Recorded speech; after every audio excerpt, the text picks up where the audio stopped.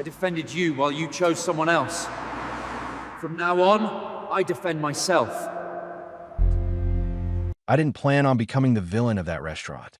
But when you see your wife's hand resting on another man's thigh across the table from you, something in your head stops caring about background music, social rules, or the way people will talk about you tomorrow.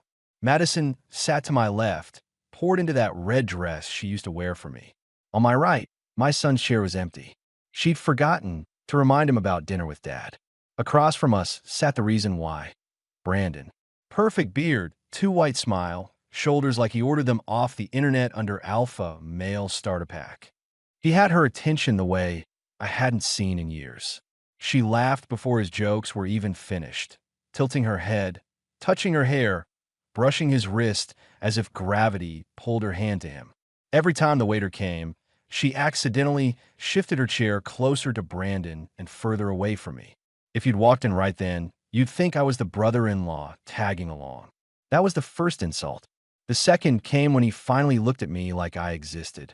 "So," Brandon said, swirling his wine, "Ethan, you still doing that office thing?" Office thing. 10 years of building a company from my kitchen table, and this clown reduced it to that office thing. "Yeah," I said, keeping my tone flat, still running the firm. "Pays the bills, including this dinner." Madison's fingers tightened around her glass. "Ethan, don't start. We're having a nice evening. We, not we, as in husband and wife. We, as in her and the guy across from me." I watched how she turned to him, eyes softened, almost apologizing on my behalf. Like he was the real man at this table, and I was the embarrassing relative she'd outgrown. I've seen a lot of disrespect in my life, but that hit different. Brandon leaned back, stretching like a lion bored with the zoo. "Look, man," he said, voice dripping casual arrogance. "No hard feelings, right? Life changes. People grow apart. You can either walk away with dignity or," he smirked, "or fight reality and look pathetic."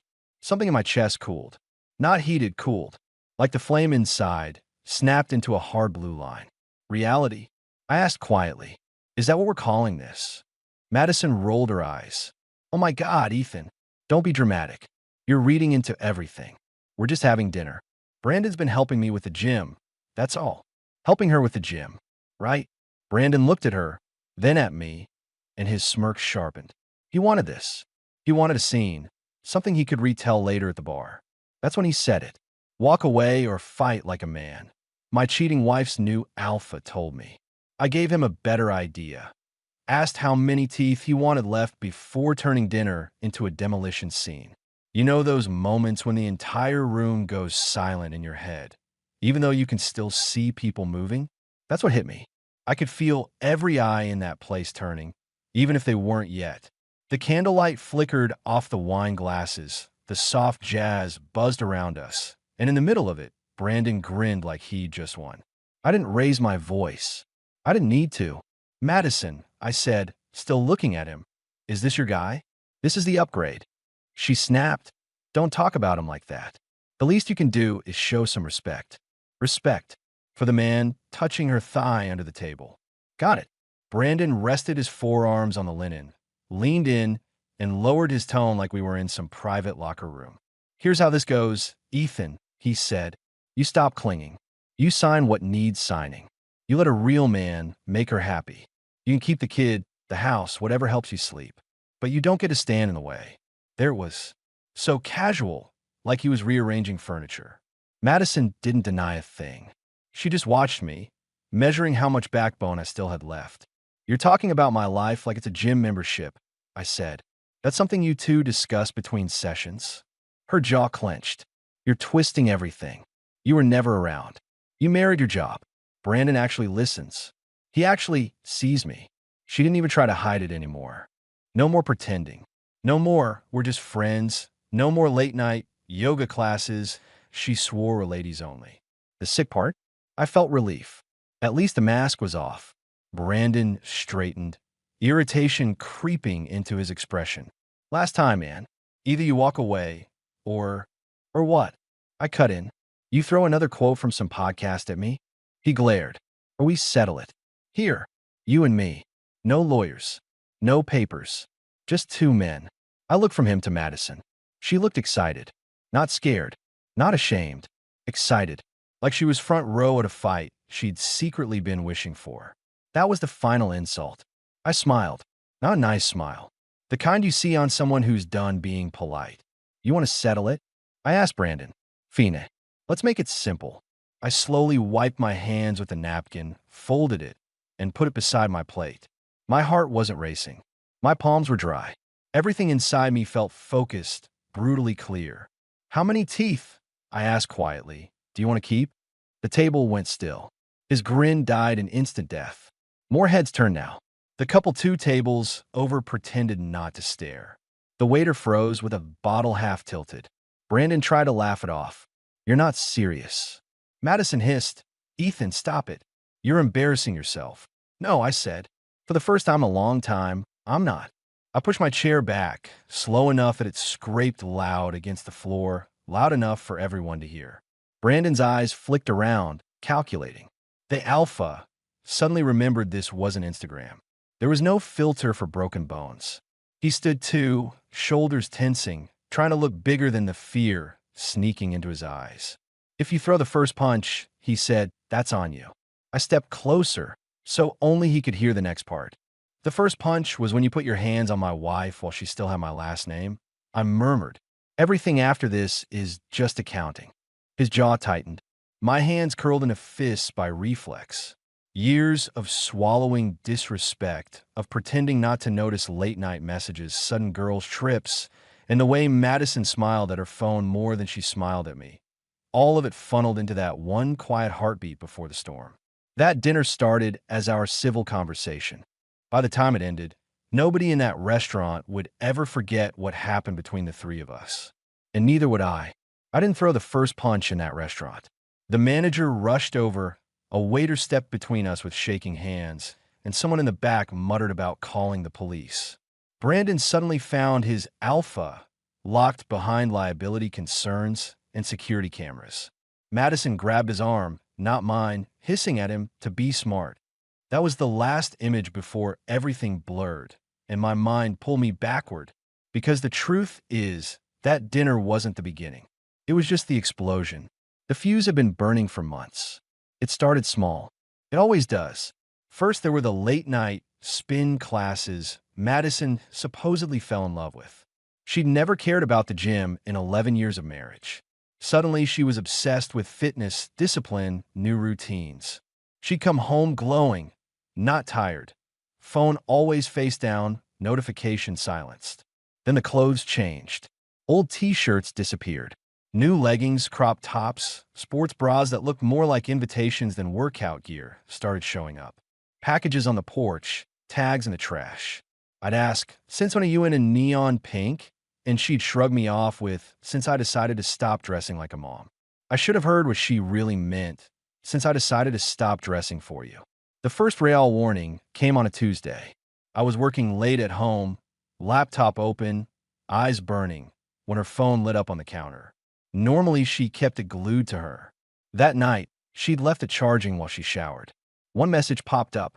No name, just a flexing arm emoji for the contact. Can't stop thinking about last night. Same time tomorrow, eh? My stomach dropped like I'd been pushed off a building. I didn't unlock it, didn't scroll, didn't snoop. I just stared at that line, feeling my heartbeat in my throat. When Madison walked back into the kitchen, towel wrapped around her hair, I was still looking at the screen. Her eyes flicked from my face to the phone and back so fast, I almost missed it. What? She asked, all sharp edges. Someone's thinking about last night. I said, my voice too calm. Same time tomorrow, apparently.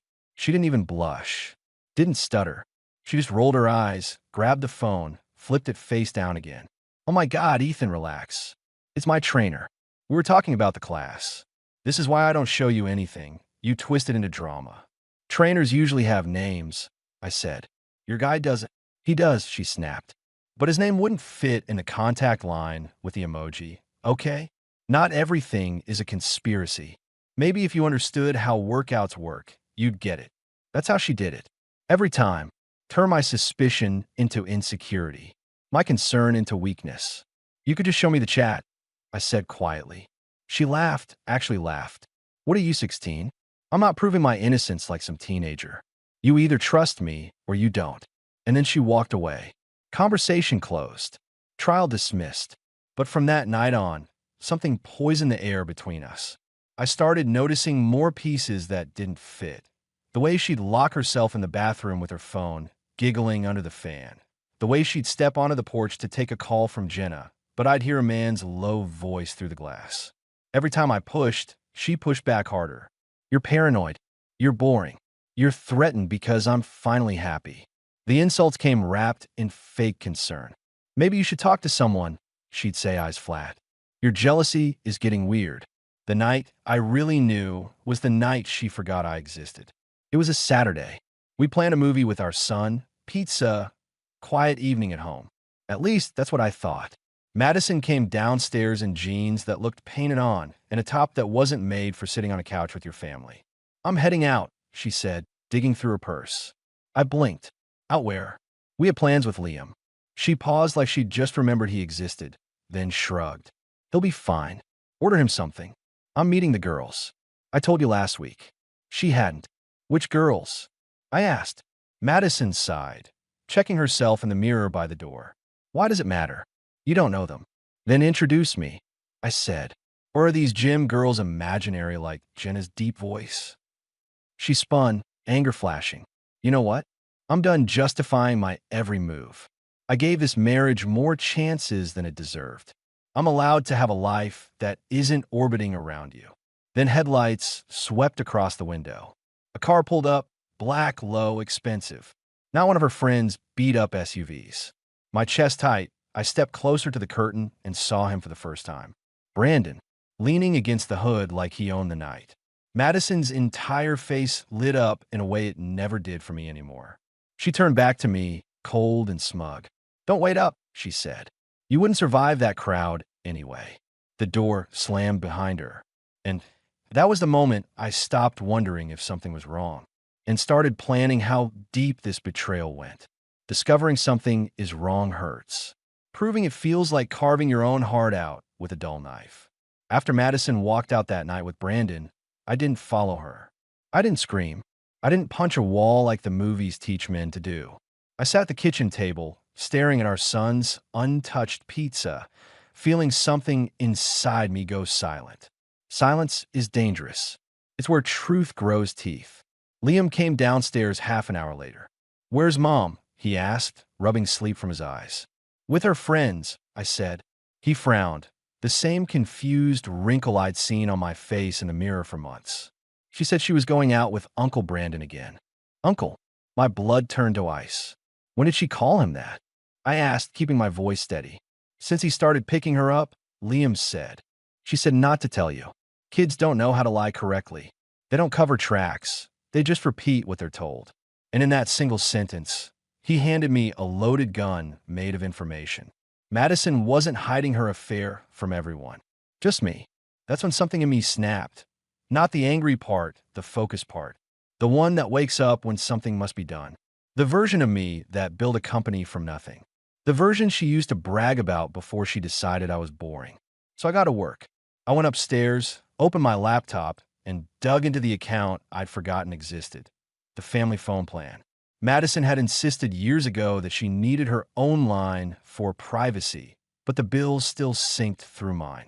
She thought ignoring numbers meant deleting them from existence. I found Brandon's number in under 30 seconds. And then I saw it. 174 calls in 1 month. Some as short as a minute. Some past midnight. One lasted 2 hours and 39 minutes. 2 hours is not about fitness. 2 hours is intimacy. Scrolling deeper, I saw patterns.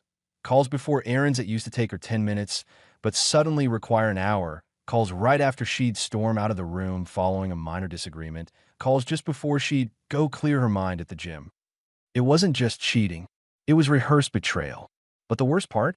Seeing how precisely she'd rewritten history. Every moment I thought was marriage was just her staging alibis. You don't realize you've been edited out of your own life until you see the timestamps of your erasure. My hand shook, not from rage. Rage was clean. This was filthier. It was humiliation dipped in clarity. The realization that Brandon wasn't a mistake. He was a plan. That night, sleep didn't come. I sat in the dark, waiting. At 2:17 a.m., headlights flashed across the living room again. Madison tiptoed inside like a teenager sneaking past curfew. She didn't see me sitting there, silhouette against the window. She removed her heels quietly, humming. Humming. Happy. The woman who used to sigh when I kissed her cheek now glowed after someone else touched her. I let her reach the stairs before I spoke. How was girls' night? She froze. Didn't turn. Didn't breathe. It was the kind of stillness predators have before deciding whether to run or attack. Then came the lie. Smooth. Practiced. It was fine, she said. Why are you awake? Family plans, I replied, like knowing when my wife is sleeping with another man. Even then, even with the truth pinned to the wall like a trophy, she didn't flinch. She didn't apologize, panic, or explain. She scoffed. Here we go, she muttered, turning slowly toward me. You're so insecure, Ethan. You invent problems just so you can feel like a victim. It's pathetic. Pathetic. Not Brandon. Not the affair. Not the hours spent sneaking around. Me. I stood, walked toward her, and held up the printout I'd made of the phone logs. The pages shook in my hand. Not from fear, from the weight of what they meant. Madison stared at them, then laughed short, sharp, cruel. You printed phone records? God, you really are losing your mind. No, I said quietly. I'm just done pretending. Her smile died. For the first time, I saw the truth behind her eyes. This wasn't guilt. This wasn't shame. This was a woman who felt untouchable. You won't do anything, she said, stepping closer, her voice low and venomous. You don't have the guts. Brandon's right. Real men move on. Weak ones cling. There it was. The line that turned suspicion into certainty. The match that lit the rest of the story on fire. I didn't scream. I didn't throw anything. I just nodded. Good, I whispered. Then you won't see what's coming. Madison blinked, confused for the first time, because she didn't know the difference between a man who is angry and a man who has made a decision. And decisions don't scream. They detonate. Once you realize the person you married never existed, every memory becomes a crime scene. The next morning, Madison acted like nothing had happened. She hummed while making coffee, scrolled through her phone, laughed at notifications that weren't meant for me, and floated around the kitchen like a woman living her best life. Not a wife who'd been caught poisoning her marriage with another man. She didn't apologize. She didn't deny. She didn't even negotiate. She behaved like I was an inconvenience, like I was a piece of furniture she hadn't gotten around to replacing yet. Don't forget Liam's practice later, she said, sliding past me without eye contact. Brandon might swing by. He said he could help. Help. Help raise my son. Help take my place. I didn't answer. Instead, I watched her, really watched her, the way you watch a wild animal when you finally understand it's not domesticated. Every laugh, every shrug, every dismissive glance was something I'd once excused as stress, distraction, or exhaustion. Now I saw it for what it was. Contempt wrapped in convenience. Around noon, she emerged from the bathroom wearing a tight navy top I'd never seen before. Her hair was curled, her lips outlined in a shade that screamed, "Notice me." She smelled like she'd bathed in attention. Going out, I asked. She didn't pause long enough to be offended. Yeah, gym stuff. Don't wait up. Gym stuff. The new gospel. I let her walk out, didn't say a word. But when the door closed, I got to work. There's a moment in every betrayal when emotion burns away and logic takes over. Rage screams. Logic whispers. Whispering is more dangerous. First, I checked her bank account. Madison had made small withdrawals over weeks. Not enough to raise alarms, but frequent enough to feel like breadcrumbs. Payments to a studio I'd never heard of. A luxurious sports clinic. A boutique hotel 30 minutes from a city. She didn't just cheat. She built a second life and funded it with my money. Some men break at this stage. They collapse, drink, cry, grovel for explanations that don't exist. I didn't. My pulse slowed. My head cleared. I opened a folder on my desktop labeled marriage, a digital coffin I'd never intended to fill. Inside, I dropped screenshots of transactions, location logs, her gym membership invoice, and photos she'd uploaded to the cloud without realizing I had access. There she was with Brandon, arms around each other. No shame, no hesitation. Her smile was the kind that comes from permission, not regret. It didn't hurt anymore. It informed. At 4:23 p.m., my phone buzzed. It was Madison. Be home late. Don't wait. Brandon's helping me with a routine. Routine. The woman didn't have routines. She had addictions. I replied, take your time. I'll handle things here. Short, friendly, forgettable. But inside me, something had shifted. Not broken, shifted. When she finally returned, I was sitting on the couch, arms crossed, calm like a man who had already rehearsed the ending. She froze. Not because she feared consequences, but because she could sense something different in the air. What? She snapped, annoyed I existed. Stop staring at me. I wasn't staring, I said. I was waiting. For what? She asked. For you. Her eyes narrowed. This again? Ethan, you need therapy. No, I said, standing slowly. Therapy is what people do to save something. I'm not here to save anything. Something flickered across her face. Confusion, fear, then anger that someone dared interrupt her fantasy timeline. You're being dramatic, she said. You'll calm down. You always do. Not this time. Madison, I said, voice steady. I know everything. Not the stupid excuses. Not the half-truths. Everything. Her face drained of color. Not guilt, but annoyance. I wasn't supposed to evolve. I was supposed to crumble on cue. Then she made the mistake of the century. She smirked. You won't do anything, Ethan, she said softly. Men like you never do. It wasn't the words. It was the certainty. She believed she'd won. She believed I was predictable. She believed Brandon had replaced me. And that's when the final piece snapped into place. Madison didn't just cheat on me. She bet on me losing. I leaned in, close enough for her to hear every syllable. Madison, I whispered, you have no idea what a man becomes after he buries the version of himself that loved you. Her expression cracked. Not guilt. Not love, but something she never planned for. Fear. For the first time, she realized I wasn't fighting for the marriage. I was preparing for the burial. Not hers. Not Brandon's. The burial of the man she thought I was. And what rises after that doesn't negotiate. It collects. Fear changes a person. Not instantly, not loudly. Quietly, like a door you didn't know was open until cold air slips through. Madison didn't scream, apologize, or crumble when she realized I knew everything. She froze, studied me, and recalculated. That's what predators do when their prey stops running. Ethan, she said slowly, voice suddenly softer, sugar-coated venom. We don't have to make this ugly. Make this ugly. As if she hadn't already dragged our life through the mud and wiped her shoes on the marriage certificate. I didn't reply. Silence unnerved her more than rage ever could. She reached for her purse, nervous tick, stalling mechanism, but her hand shook. A tremor. The first visible crack in the porcelain queen she'd sculpted herself into. What are you planning? She asked, trying to sound amused, but her voice quivered at the edges. Going to cry to your lawyer? I smiled. Not a pleasant expression, but the kind a man gives when he knows the storm is already here and he's the one who called the thunder. No, I said, just adjusting. Her head tilted.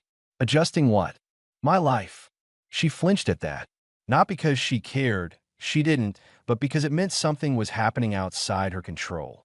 Madison thrived on dominance, on predictability, on knowing exactly where the emotional levers were. Suddenly, she couldn't find mine. She stepped closer, lowering her voice like we were conspirators at a secret meeting. You're overreacting, she whispered. This isn't what you think. That line, this isn't what you think, is the national anthem of cheaters. I'd heard enough. I walked past her, calm, collected. Her perfume, once comforting, now smelled like someone else's fingerprints on my life. I headed for the study, where the folder sat open on my desk. Documents, screenshots, timelines, everything cataloged like evidence. Madison followed, more frantic now. What are you doing? Why are you printing things? Are you spying on me? I turned, holding her gaze. I am documenting. Documenting what? Reality. Her face twisted. She wasn't afraid of being wrong. She was afraid of losing control of the narrative. You think anyone will believe you? She snapped. Do you know how pathetic you'll look dragging personal issues into court? Brandon said. There it was. Brandon said. Not her husband said. Her lover said.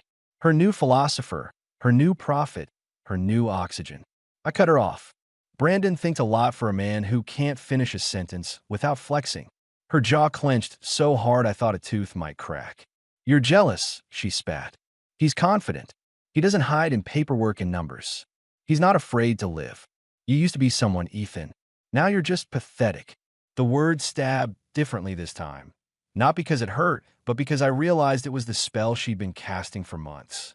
If she could convince me I was less, then Brandon could feel like more. But spells only work if you believe them. I closed the folder, slid it into a briefcase, and locked it. Madison watched the motion like it was the pulling of a trigger. You won't leave, she said, voice shaky but defiant. You can't. You don't have the courage. You don't have. I have something better, I said quietly. She blinked. What? A destination. She didn't understand. Not yet. But she felt it. The shift. The tectonic cracking of the foundation she'd danced on. I picked up my keys, my phone, and my wallet. Where are you going? She demanded. To breathe. She scoffed, but panic flickered behind her eyes. You think running away fixes anything? I'm not running, I said. I'm preparing. For what? For the moment you realize Brandon didn't upgrade you. He recruited you. She frowned, lost. I stepped past her, paused in the doorway, and added one final truth she wasn't ready for. You fell in love with a mirror. Madison, you just don't know the reflection isn't yours. Her mouth opened to respond, but no words came. I left her standing there, alone, furious, confused, and for the first time in months, I felt oxygen enter my lungs without resistance. The door shut behind me with a click that sounded less like an exit and more like a countdown beginning. Because betrayal hurts. But what comes after betrayal? That's hunger. And men who've tasted humiliation don't chase closure. They chase equilibrium, one way or another. And Madison had no idea how close she was to becoming the lesson instead of the teacher. There's a moment right before a storm breaks when the air doesn't move. No breeze, no sound, no warning, just pressure. That's what my life felt like the next morning. The house was quiet, not peaceful, but expectant, like the walls were waiting to see which one of us would explode first. Madison avoided me, clinging to her phone like it was an oxygen tank. Every few minutes it vibrated, and she'd glance at the screen, smile, then tilt the device away from me as if privacy were suddenly a sacred religion. The betrayal wasn't casual anymore. It was ceremonial. I decided on one thing. I wasn't reacting anymore. I was choosing. By noon, Madison emerged from the bedroom dressed like she wasn't married. Tight jeans, low neckline, sunglasses indoors. She smelled like she'd bathed in compliments from a man who didn't pay the mortgage. I'm going out, she said, voice clipped like I was her doorman. Where? I asked, not because I expected the truth, but because lies reveal patterns. She rolled her eyes. Why do you care? You checked out of this marriage ages ago.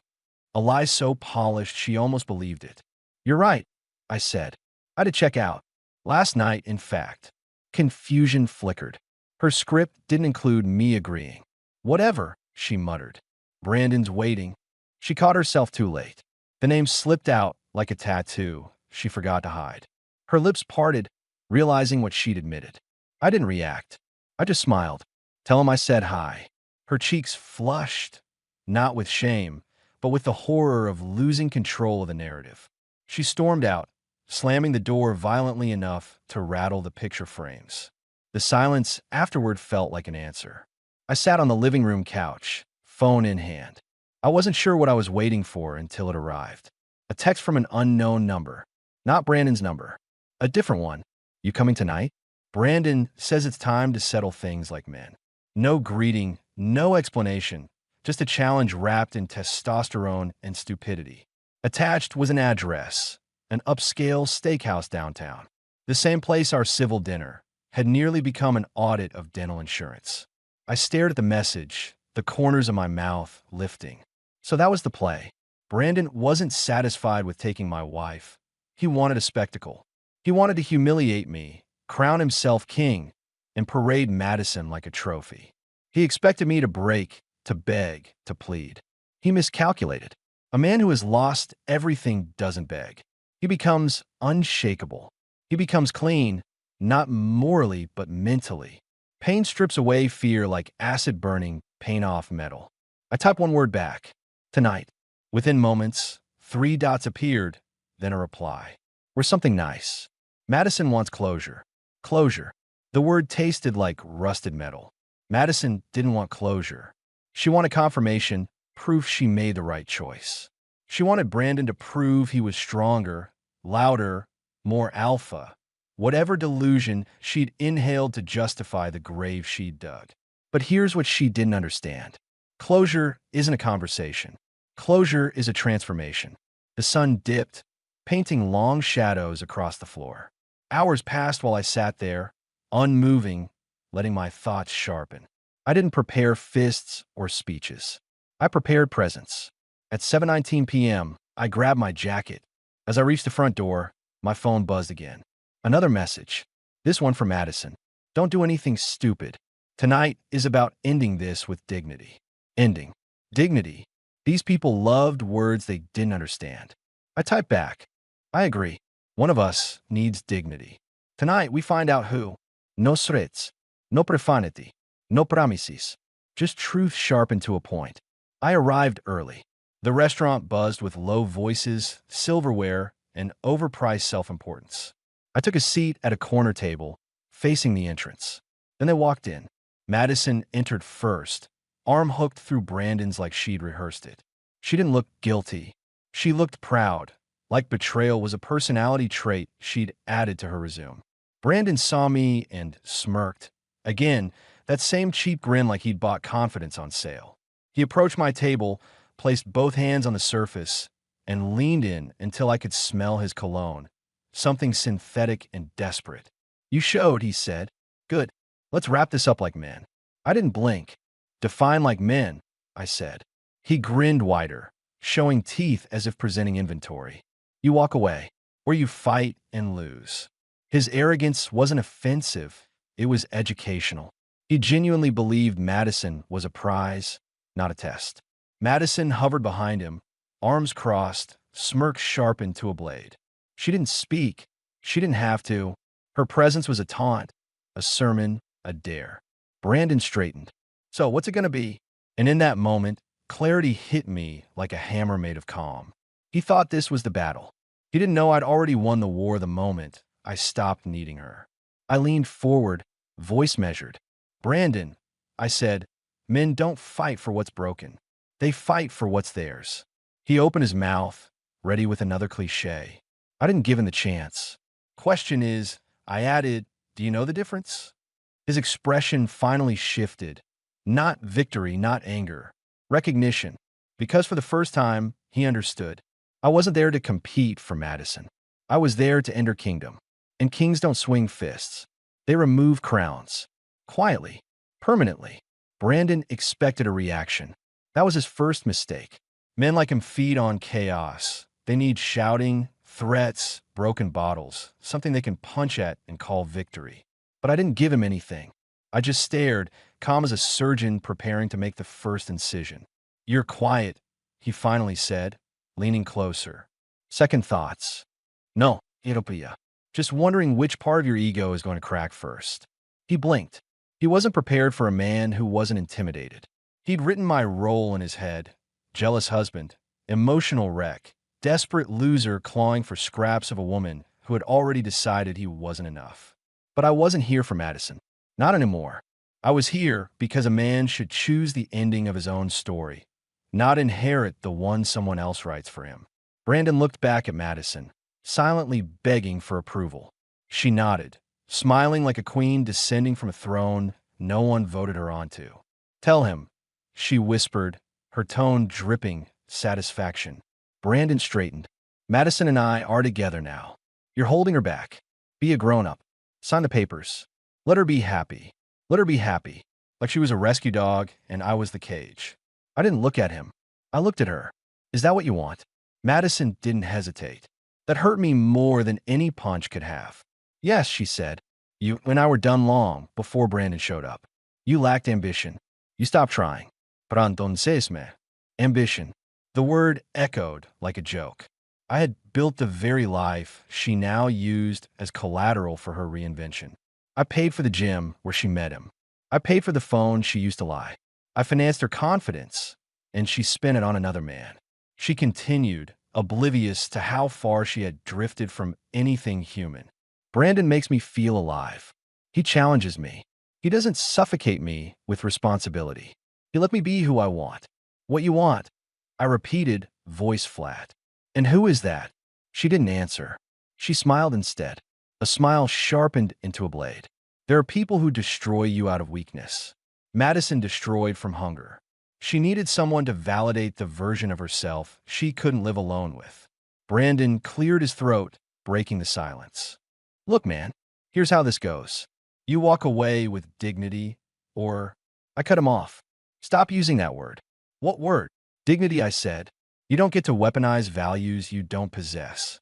He bristled. You think you're better than us? No, Iravia. I think I'm finished pretending we're equals. Madison scoffed. You're pathetic. I smiled, not because it didn't hurt, but because it no longer mattered. Maybe, I said, but at least I don't confuse validation with value. That's when Brandon leaned forward, voice dropping into that rehearsed alpha tone he probably practiced in bathroom mirrors. Walk away or fight like a man. There it was, the creed of insecure men masquerading as warriors. I didn't flinch. I gave you a better idea, I said. I asked how many teeth you wanted left before dinner turns into a demolition scene. The restaurant went still. Forks froze. Breaths held. Brandon's confidence flickered. Not gone, just cracked. He hadn't expected a man who wasn't afraid of consequences. He expected begging. He got composure. Madison stepped closer, whispering urgently, Don't start, Ethan. You'll embarrass yourself. Embarrass myself? I repeated. Madison, I've been embarrassed for months. I just didn't realize it until now. Her eyes narrowed, calculating. You won't hit him. You're not violent. You're right, I said. I'm not violent. I am precise. Brandon braced himself, fists tightening. And then I did something neither of them understood. I sat back down. No raised fists. No broken glass. No road. Just a man reclaiming his position at the table. You wanted to fight? I asked calmly. Here it is. Madison scoffed. This isn't a fight. Oh, but it is, I said, leaning in. You two thought the battlefield was strength, muscles, bravado. I shook my head. The battlefield is identity. And neither of you knows who you are without an audience. Brandon opened his mouth, but I didn't let him speak. You didn't steal my wife, I continued. I outgrew her. You're not my replacement. You're my recycle bin. The table inhaled as if it shared lungs. Madison's face crumpled from superiority to disbelief. For the first time, she saw something terrifying. Not a broken man, a man who had stopped needing her. Brandon clenched his jaw. You're leaving with nothing. No, I said. I'm leaving with everything you can't measure. He frowned. What's that? Myself. I stood. Enjoy the kingdom. I added. It always collapses when the queen is hollow. And I walked away, not because I lost, but because there was nothing left to win. The war was never about them. It was about who I refused to become. And tomorrow? Tomorrow was the day consequences woke up hungry. People think stories end with the breakup, the punch, the dramatic line that sends someone storming out of a restaurant. But endings don't happen in moments. They happen in echoes. They happen in the days when silence weighs more than words ever did. The next morning, I woke up alone, not physically, but spiritually. Madison still lived under my roof, but that house wasn't a home anymore. It was a battlefield that had already been conquered, the flags removed, the anthem replaced with indifference. She avoided me like guilt was contagious. She moved quietly, tiptoeing through rooms as if I were a sleeping animal she didn't want to provoke. The irony? I'd never been calmer. Betrayal had burned away every weakness I had ever mistaken for love. By noon, I'd already filed the paperwork. Divorce, custody, asset protection. Not a war of fists, not Brandon's primitive playground, but a war of documentation, timestamps, and signatures. The type of war men like Brandon never see coming, because they don't understand power unless it punches them. That afternoon, the door opened and Madison walked in. No swagger this time. No esmirk. Something had drained her. Or maybe something had finally entered her. Reality. "You went to the courthouse?" she asked, voice thin, like someone had sanded down her confidence. "Yes," I said without looking up. "You didn't talk to me about this." "You didn't talk to me about Brandon," I replied. She swallowed. "Arguments don't work when they bounce off logic." "I didn't think you'd actually leave," she whispered. Of course she didn't. Madison never recognized endings unless she was the one delivering them. "You thought I'd cling," I said. "You gambled on the version of me you created." She looked away, jaw trembling, not from grief, but from the shock of losing her script. Madison wasn't mourning the marriage. She was mourning control. "What about Liam?" she said, desperate for something solid to hold. "He'll stay with me," I answered. A home should have honesty. A flicker of guilt or panic crossed her face. "You can't just decide that." "I already did." She stepped closer, voice trembling. "This isn't fair." "Fair." I laughed, not loudly, but sharply enough to cut. "Madison, you don't get to burn the bridge and then complain about the smoke." Her face broke, not theatrically, but genuinely. The queen had finally realized her kingdom was made of glass. "What do you want from me?" she whispered. "Nothing." That was the truth. I wanted absolutely nothing. "I don't want anything," I said. "Needing something from you is what kept me blind." She sank into a chair, shoulders collapsing inward. For the first time in years, she looked small.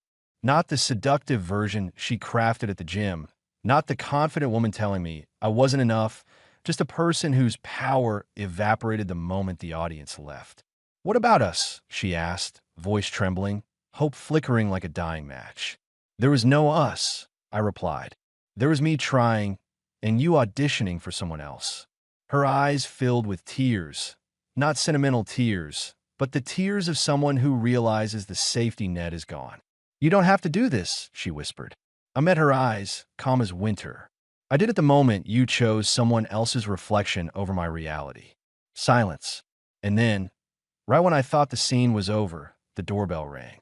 Madison froze. Brandon stood outside, hands in his pockets, grin gone, arrogance dissolved. Suddenly, he wasn't an alpha. He was a man out of depth.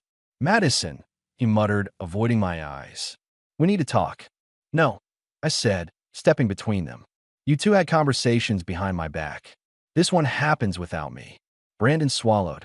He understood the hierarchy now. Not the chest-beating version, but the quiet one. The version built on consequence. Madison stepped outside with him, door closing behind them. For the first time, I didn't care what they said. I didn't need revenge. I didn't need closure. I didn't need a winner. They were just echoes now. 10 minutes later, Madison re-entered the house alone. "He left," she whispered.